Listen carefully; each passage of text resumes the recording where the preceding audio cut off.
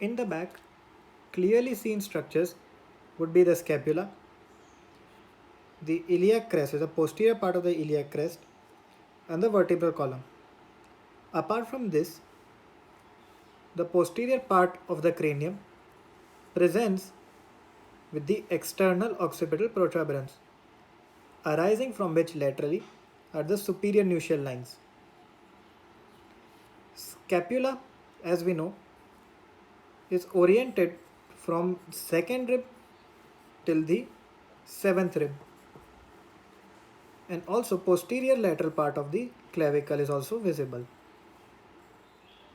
So we have the numbered vertebra from C1 to C7, and the thoracic vertebra, that is from T1 to T12, and the lumbar vertebra continues downwards. The cervical vertebra C1, C2, C3 and C4, all of their transverse processes provides the origin for levator scapulae muscle, which are inserted into the posterior aspect of the medial border above the spinous process, or you can say the triangle of the spinous process. The rhomboid minor muscle arises from the C7 vertebra and T1 vertebra to be inserted onto the triangular impression of the spinous process in the posterior medial border. Apart from these, vertebrae T2 to T5 provides the origin for muscle rhomboid major, which are inserted into the posterior aspect of medial border below the triangular process or the triangular impression of spinous process.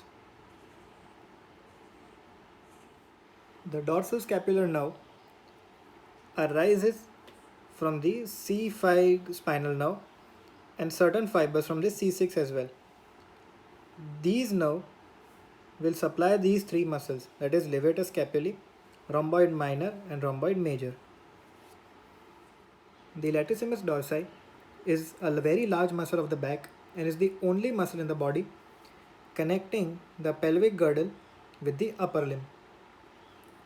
It starts from the posterior one-third of the iliac crest, runs upwards alongside the lumbar fascia, and arising from T12 till T7. Certain fibers are accompanied and they are origined by the lower 3 or 4 vertebrae. These fibers run as such and winds about the inferior angle of the scapula. Once they wind across, they'll move forward towards the humerus and get inserted into the bicipital groove, that is floor of the bicipital groove between pectoralis major laterally and teres major medially.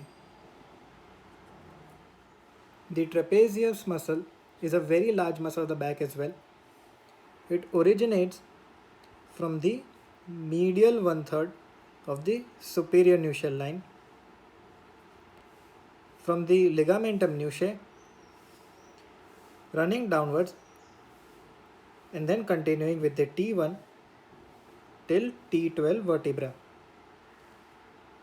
These originative fibers, they are inserted onto the upper lip of the spinous process, the medial border of the acromion process, and the posterior one-third of the clavicle.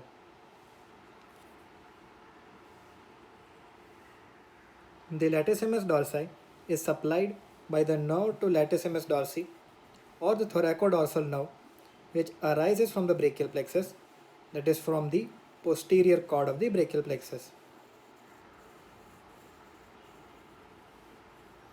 Apart from this, the trapezius muscle is supplied by proprioceptive fibers from C3 and C4 cervical nerves and proper motor fibers from the spinal accessory nerve. So with this figure, we can easily see those structures which are overlined by the trapezius muscle.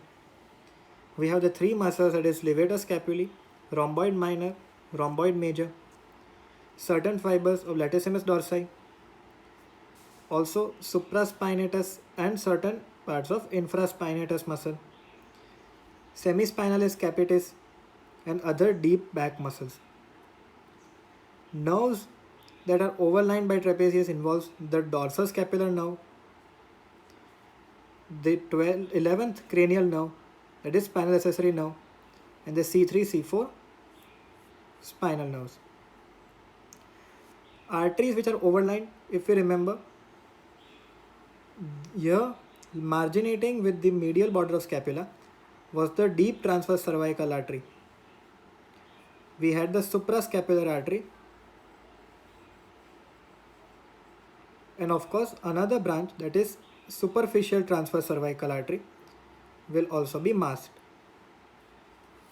Very clearly we are able to see a triangular formation. This triangle is termed as triangle of auscultation, which is formed laterally by the medial border of scapula, superiorly by the lower border of trapezius, and inferiorly by the upper border of latissimus dorsi. Its floor is composed of the 6th rib and the 7th rib and the corresponding 6th intercostal space. This triangle, as the name suggests, was used for auscultation, that is, to hear the sounds of respiration and certain bowel movements. In earlier times, during absence of MRI and CTs, physicians used to make diagnosis for esophageal tumors or gastric tumors based on the bowel sounds, but they had to be heard over the left side. A muscle arising from the anterior two-thirds of the outer margin of the iliac crest is the external oblique muscle, and their fibers run anterior-medially. These muscular fibers alongside latissimus dorsi and the iliac crest will form a small triangle termed lumbar triangle of Patit. Very rarely we can find lumbar hernia in this triangle.